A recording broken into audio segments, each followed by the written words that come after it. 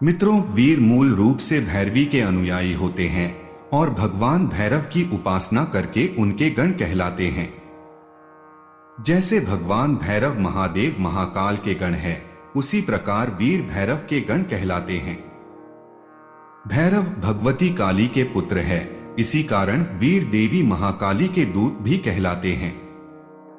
जब भी आप शत्रु के सर्वनाश के लिए महाकाली का कोई अनुष्ठान करते हैं तो सर्वप्रथम शत्रु पर वीर चलाकर एक बार चेतावनी देने का विधान है।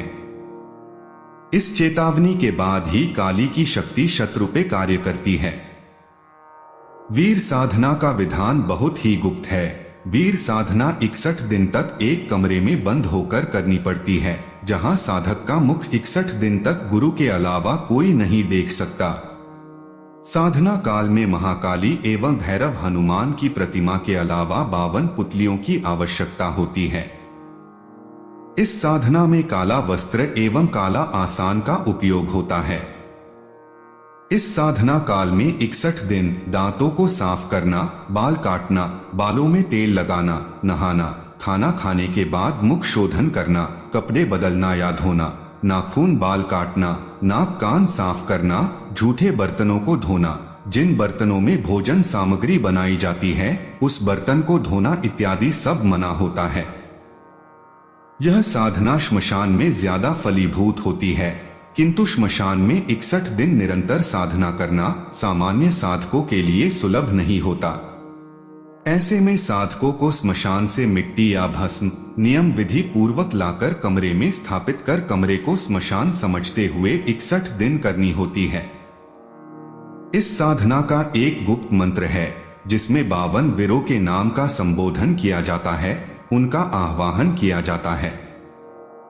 ये साधना बहुत दुष्कर है। सभी वीरों का भोजन अलग अलग होता है और साधक को ये भोग स्वयं बनाकर देवताओं को अर्पित करना होता है। कुछ लोग इस साधना के द्वारा वीर कंगन एवं वीर मुद्रिका का निर्माण कर वीरों को कंगन या मुद्रिका में स्थान दे देते हैं, किंतु इस कंगन को संभालना सबके बस की बात नहीं होती है। इन साधनाओं को करने के बाद मैंने जाना कि इन साधनाओं से लाभ कम, समाज की हानि ज्यादा है। क्योंकि यहाँ सहायता के लिए साधना कौन करता है, सभी का कोई ना कोई स्वार्थी होता है। चामुंडा जी के सेवक इस साधना को आसानी से कर सकते हैं। यह पूर्ण रूप से तांत्रिक शाक्त मत की साधना है। तांत्रिकों को इसमें सफलता प्राप्त होती है। इस साधना को करने के पूर्व साधक को गुरु के शरण में रहकर शक्तिशाली शरीर रक्षा मंत्र को सिद्ध करना होता है।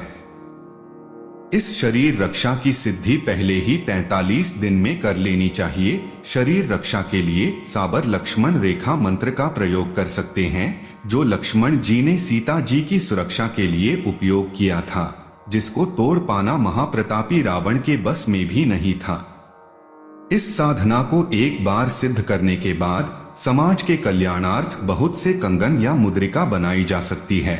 इसमें सामग्री कोई ज्यादा मूल्यवान नहीं होती, किंतु मूल्य 61 दिन के समय एवं जोखिम का हो सकता है। साधक चाहे तो गुरु आदेश से एक वीर की 7 दिवसीय साधना भी करके भी सिद्धि प्राप्त कर सकता है, किंतु ऐसे में 1.25 वर्ष का समय लगता है और 1.25 वर्ष नियम पालन करना सबके बस की बात नहीं होती।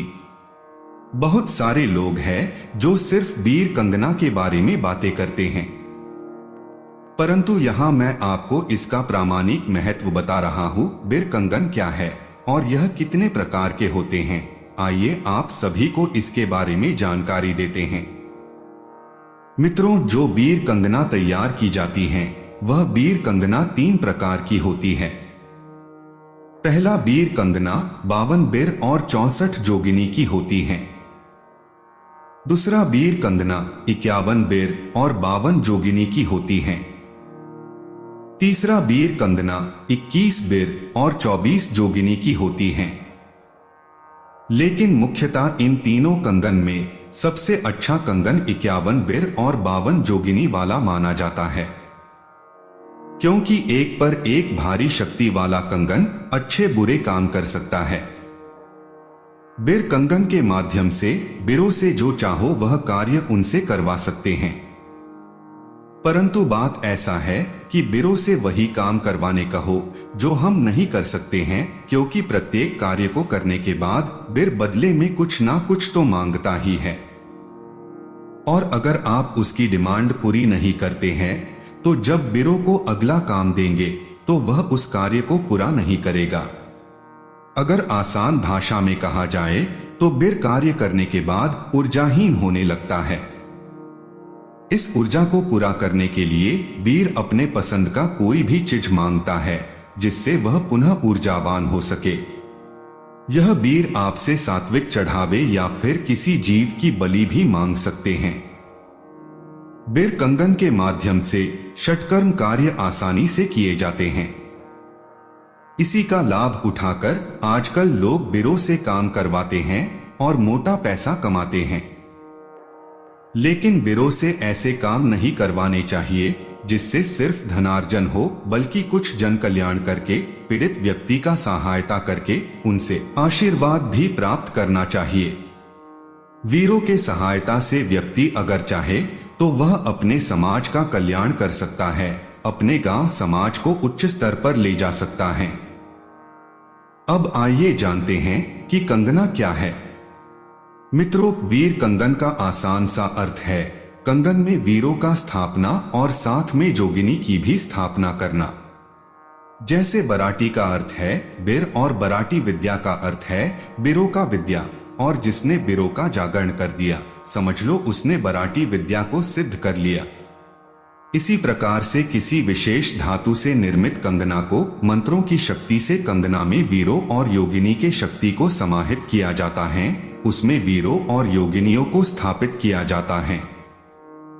बीरों से कोई भी काम करवाना संभव है, परंतु बीरों को खुश रखना भी जरूरी है, अन्यथा बीर समय पर कार्य नहीं करते हैं। बीरों को कैसे खुश रखना है, यही इसमें मुख्य सूत्र होता है। जैसे मैंने बताया, वीर कंगन 3 प्रकार होते हैं और उन्हें बनाने में पंचधातु, अष्टधातु, नवधातु का इस्तेमाल होता है।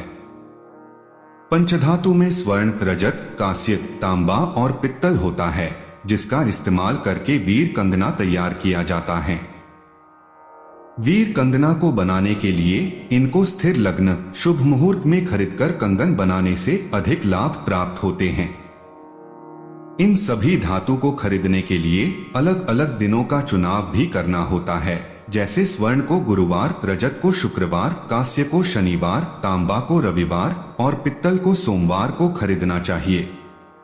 कंगन बनाते समय शरीर पर कोई भी वस्त्र नहीं होना चाहिए और कंगन बनाते समय वहां से उठकर अन्य कोई भी कार्य करना वर्जित माना जाता है। यह सब कुछ होने के बाद मंत्र साधना 7, 11 या 21 दिनों तक की जाती है। परंतु साधना में योग्य सफलता प्राप्ति के लिए प्रामाणिक विधि विधान का ज्ञान होना आवश्यक है, जो किताबों से नहीं मिलता है।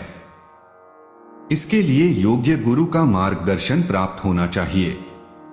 सिद्ध नवनाथ भगवान को वीर कंगन बहुत प्रिय है, यह बात सभी जानते हैं और समझते हैं।